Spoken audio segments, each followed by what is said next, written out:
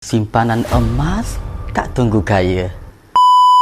Ramai kata nanti bila aku kaya, barulah aku simpan emas. Tetapi hakikatnya, orang yang simpan emas bukan kerana kaya. Mereka jadi lebih kuat kerana mula menyimpan. Puan Salmah bukan orang berada. Gajinya cukup-cukup makan.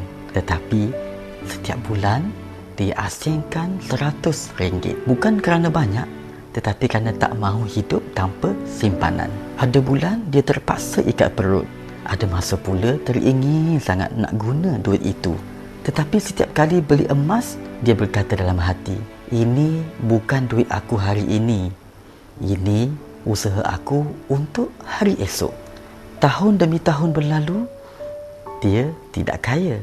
Tetapi dia ada simpanan, ada ketenangan, ada harapan bila diuji. Pengajarannya, simpan emas tak tunggu kaya. Tunggu kaya biasanya tak bermula.